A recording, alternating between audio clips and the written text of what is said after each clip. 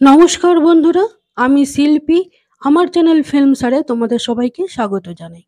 আজ আমি যে মুভিটি এক্সপ্লেন করব তার নাম হলো প্রধান।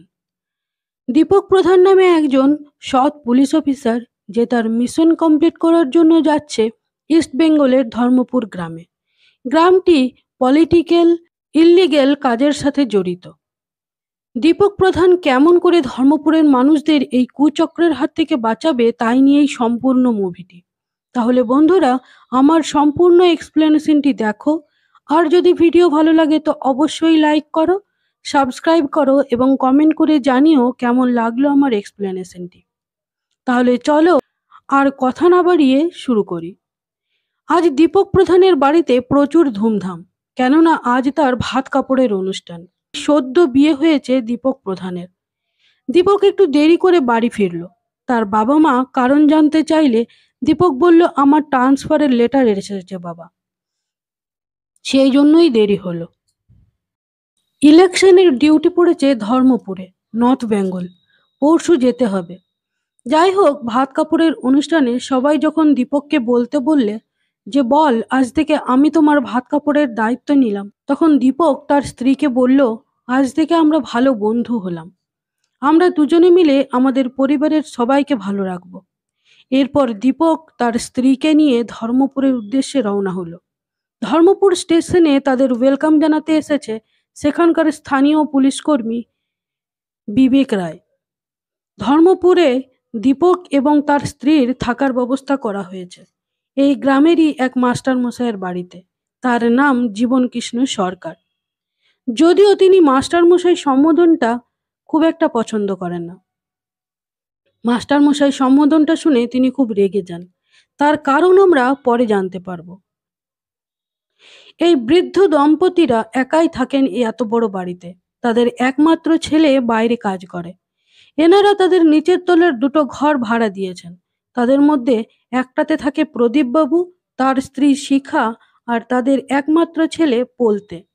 আর অন্য ঘরটা তাদের ছেলের, সেটাতেই দীপকের থাকার ব্যবস্থা করা হয়েছে। জীবনকৃষ্ণবাবু কিন্তু প্রচণ্ড খ্যাচখ্যাচে লোক।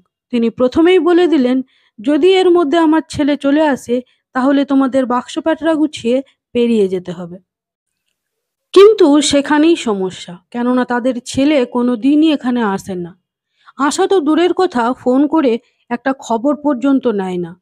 বাবা মার ফোনও তোলে না, এতটাই ব্যস্ত সে। এই বৃদ্ধ দম্পতি কতদিন দেখেনি তাদের ছেলেকে। অথচ এই ছেলেকে এই লেখাপড়া শেখানোর জন্য একসময় অনেক টাকা লোন নিতে হয়েছিল তাদের। ফলে এখন অনেক ধার দেনা জমে আছে প্রচুর লোকের কাছে। তাদের মনে একটুও শান্তি নেই।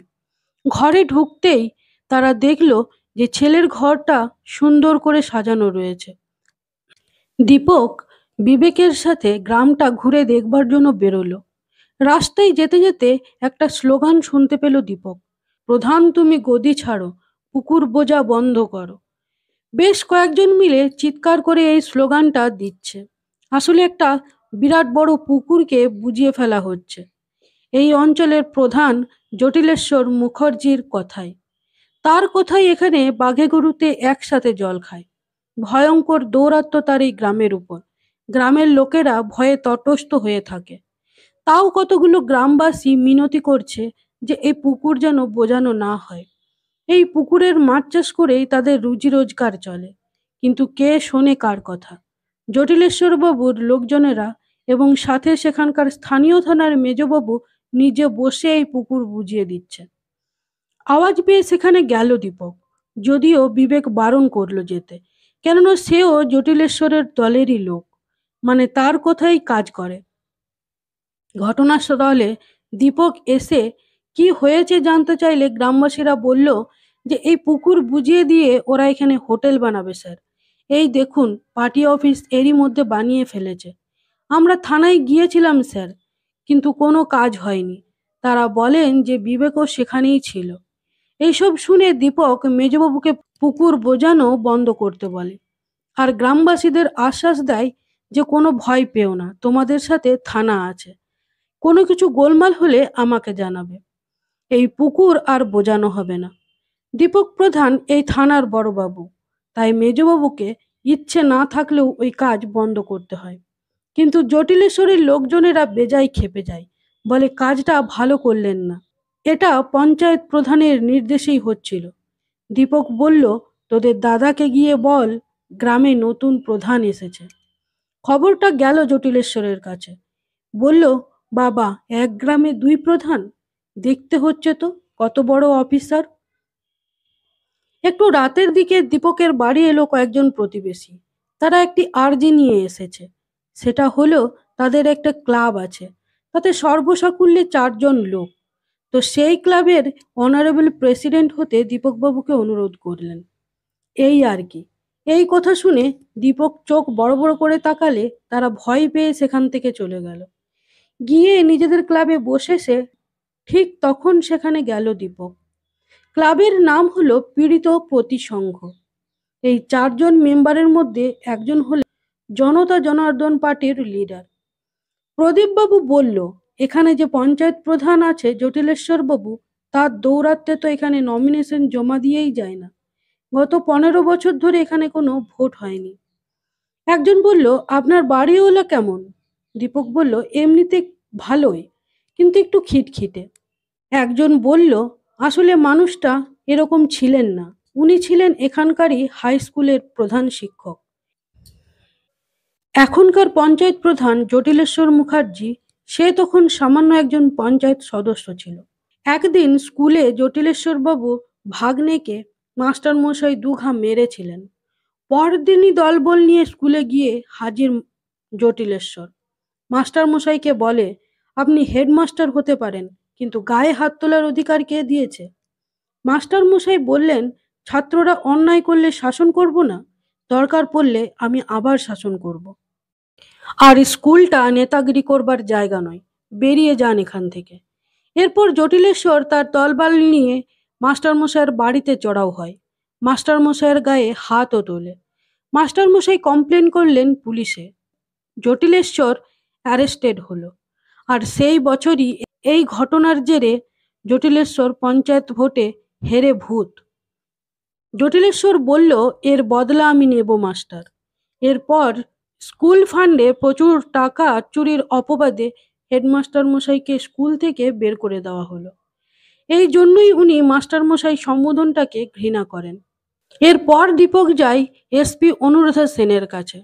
তিনি বলেন যে, এখানে আপনাকে কেন ট্রান্সফার করে নিয়ে আসা হয়েছে আপনি জানেন?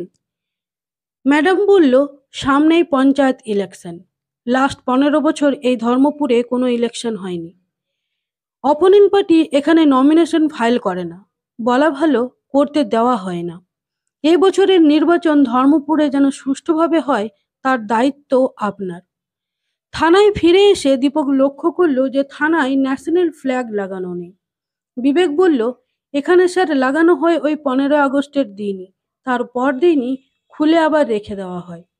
দীপকের কথাই সঙ্গে সঙ্গে সেখানে ন্যাশনাল ফ্ল্যাগ লাগানো হলো। এবার আবার জনতা জনার্দন পার্টির নেতা স্কুলে মিড ডে মিল চুরি করার ব্যাপারটা নিয়ে আন্দোলন শুরু করেছে।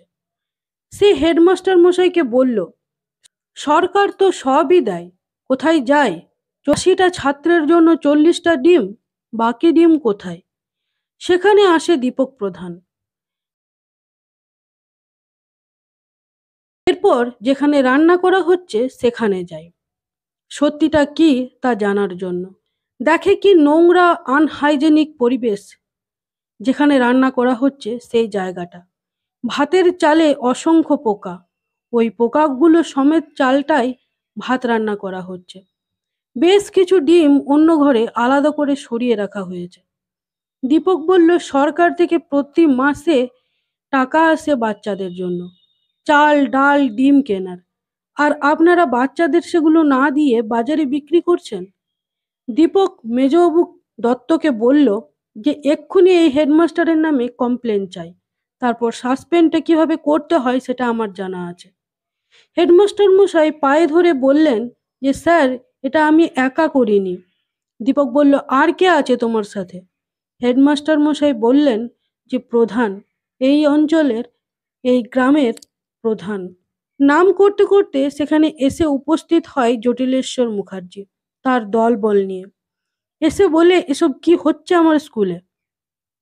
দীপক বলল, এটা আপনার স্কুল নয়, সরকারের স্কুল, সরকার অনুদান দেয়। জটিলেশ্বরের ভাগ্নে বলল, মামার নাম জটিলেশ্বর মুখার্জি, মামার নামে জটিল হলেও উনি ঈশ্বর। দীপক বলল, আমি ঈশ্বরে বিশ্বাসী নয়, ঈশ্বরের সেবায় বিশ্বাসী। আর নাম মুখে নয়, বুকে থাকে। জটিলেশ্বর বলল, দীপক প্রধান। কি আশ্চর্য মিল! তবে আমি পদে প্রধান, আর আপনি পদবীতে। জটিলেশ্বর দীপককে কাল তার বিবাহবার্ষিকীতে নিমন্ত্রণ করল তার বাড়ি যেতে। এর পরদিন দীপক সত্যিই জটিলেশ্বরের বাড়িতে নিমন্ত্রণ রক্ষা করতে যায়। জটিলেশ্বর মনে করে তাহলে বড়বাবু তার দিকেই এসেছে। কিছুক্ষণ পর জটিলেশ্বর পুলিশ অফিসারদের একটি করে মিষ্টির প্যাকেট দেয়। দীপক খুলে দেখে যে তাতে প্রচুর টাকা ভর্তি করা রয়েছে। দীপক বলে, কজন পুলিশ অফিসারকে দেখেছেন আপনি? এই দুজন পুলিশ অফিসারকে দেখে পুরো ডিপার্টমেন্টকে বিচার করছেন? সবাই বিক্রি হয় না। দীপক বলল, ডেমোক্রেসিতে 4টি পিলার আছে, তার মধ্যে একজন আপনি মানে নেতা, আর একজন আমি মানে পুলিশ। সবাই যদি বিক্রি হয়ে যেত তাহলে আমাদের দেশটা চলতো কি করে? যেমন সৎ পুলিশ অফিসার আছে, তেমনি ভালো নেতাও আছে।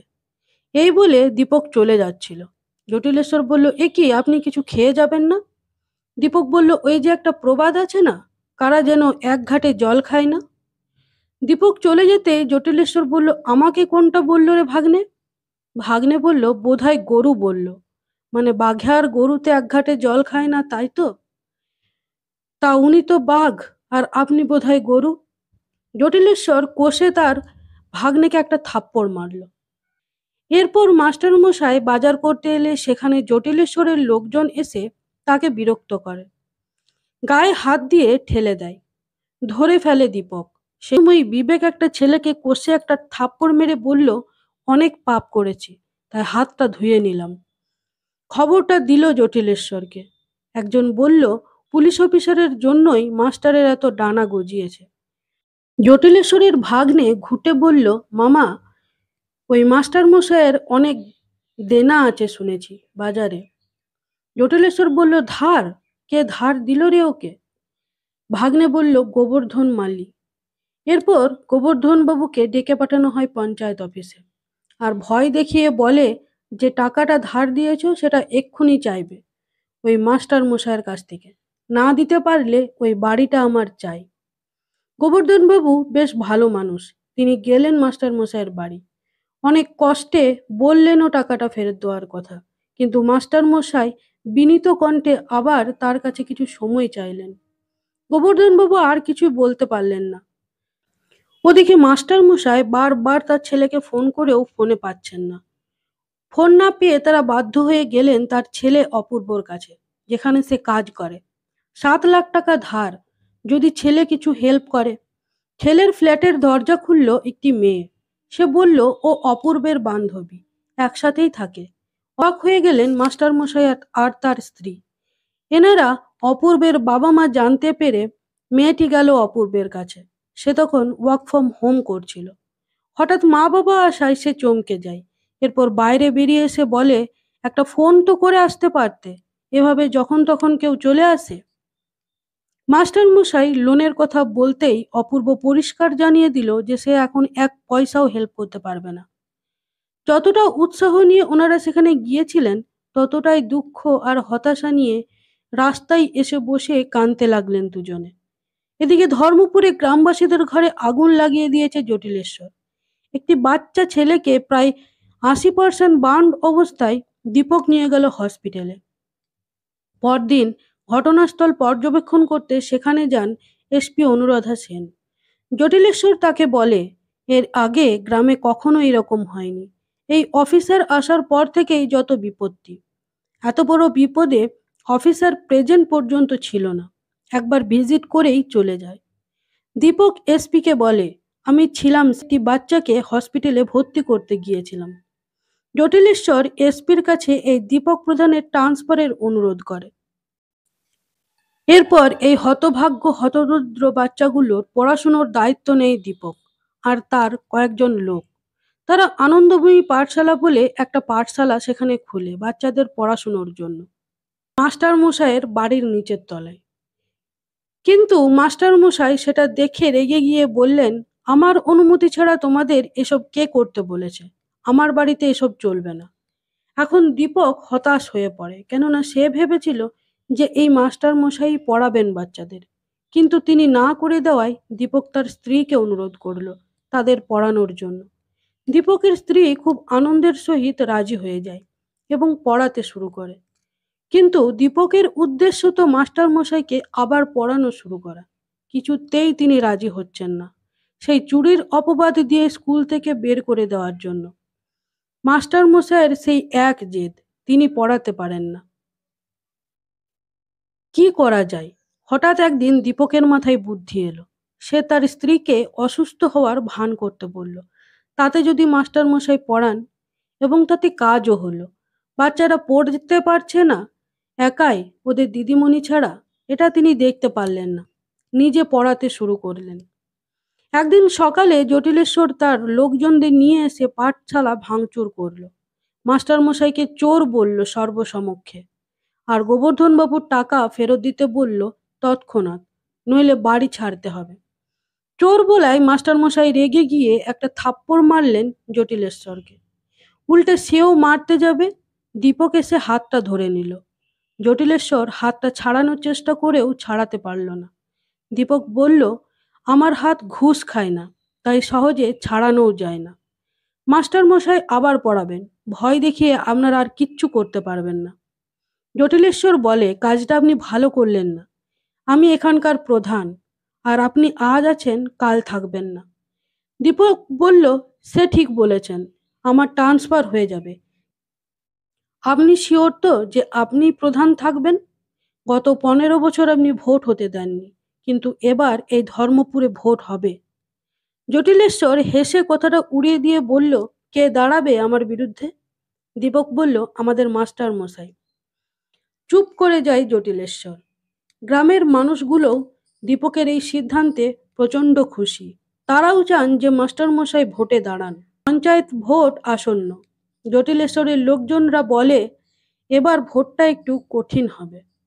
ভয় পেয়ে জটিলেশ্বর পাঠশালার বাচ্চাদের খাবারে বিষ মিশিয়ে দেয় রাঁধুনিকে দিয়ে। সেই খাবার খেয়ে বাচ্চারা হসপিটালে ভর্তি হয়। খবর পেয়ে সেখানে যায় দীপক। মাস্টার মশাইও সেই হসপিটালেই ছিলেন। দীপক বলল, ব্যাপারটা এতটা সহজ মনে হচ্ছে না। কে রান্না করেছিল? তাকে ফোন করো। ফোন করা হলে দেখা গেল রাঁধুনির ফোনটা বন্ধ। ওদিকে জটিলেশ্বরের দলবল কিছু গ্রামবাসীদের ভয় দেখিয়ে মাস্টার মশাইয়ের বাড়িতে গিয়ে হল্লা শুরু করে। তারা বাচ্চাদের এই অবস্থার জন্য মাস্টার মশাইকেই দায়ী করছে।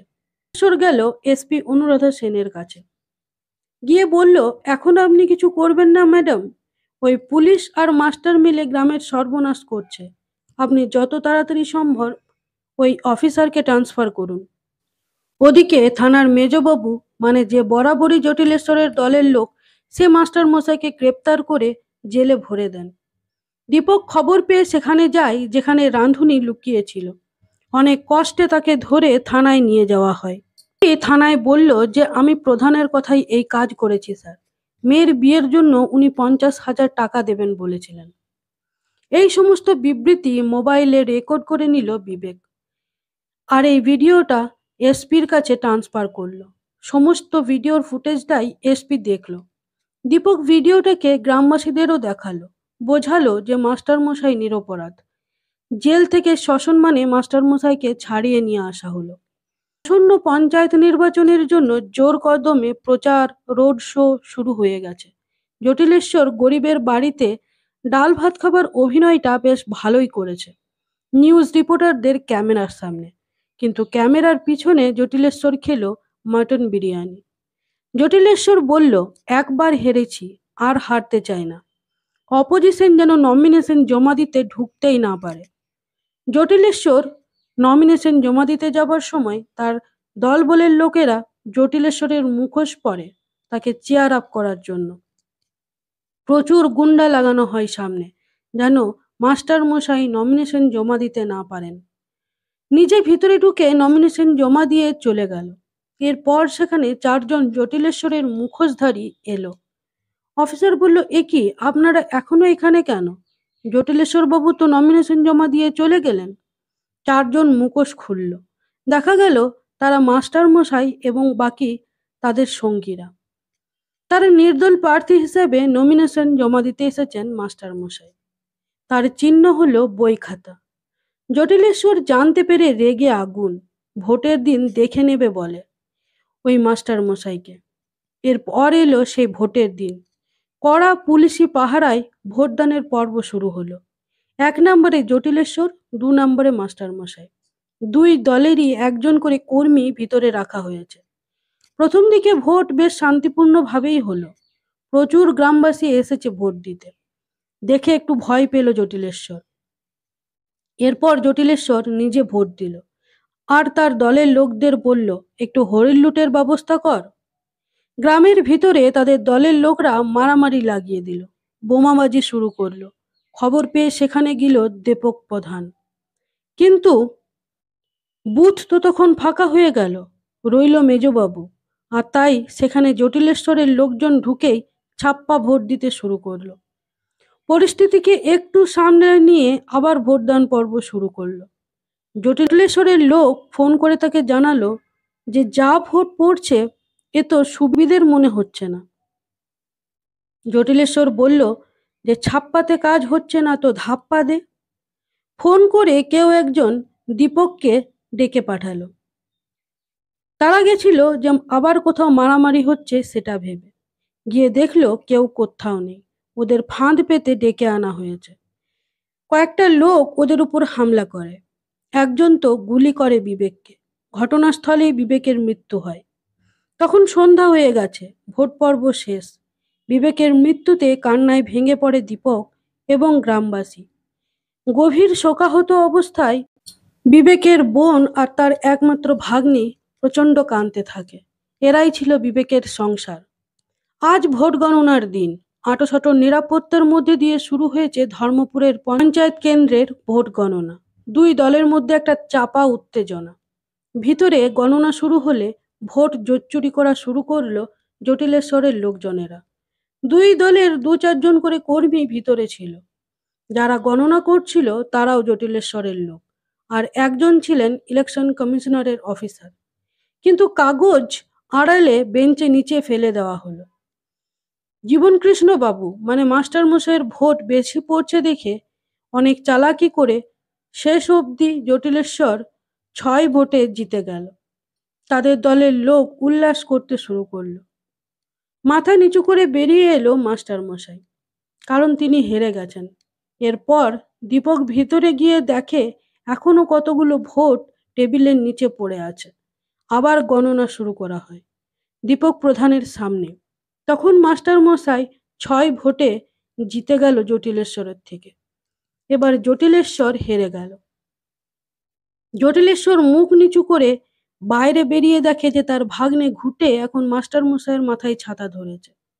এতদিন সে তার মাথায় ছাতা ধরে ঘুরে বেড়াতো, আর সেও ভোট দিয়েছে এই মাস্টার মশাইকেই। জয়ের উল্লাস দেখতে পাওয়া যায় গ্রাম থেকে গ্রামবাসীদের মধ্যে। অবশেষে 15 বছর পর বদল হলো ধর্মপুরে। মাস্টার মশাইয়ের ছেলেও নিজের ভুল বুঝতে পেরে ফিরে এলো, আর সমস্ত লোন মিটিয়ে দিল সে। কৃতকর্মের ফলে বদলে গেল প্রধানের ঠিকানা, মানে অট্টালিকা থেকে জেলের কুঠুরিতে। আর দীপক প্রধান, তারও হলো ঠিকানা বদল, মানে ট্রান্সফার। এবার পোস্টিং নন্দীপুর। সকলের আশীর্বাদ ও ভালোবাসা বুকে নিয়ে আবার এক নতুন শুরু। এভাবেই জীবন এগিয়ে চলে। মানুষের মনে থেকে যায় বিবেক। তো বন্ধুরা, আজকের এক্সপ্লেনেশনটি কেমন লাগলো অবশ্যই কমেন্ট করে জানাবে। আজ এই পর্যন্ত, দেখা হচ্ছে নতুন কোনো ভিডিওতে। আমার ভিডিওটি শেষ পর্যন্ত দেখার জন্য ধন্যবাদ।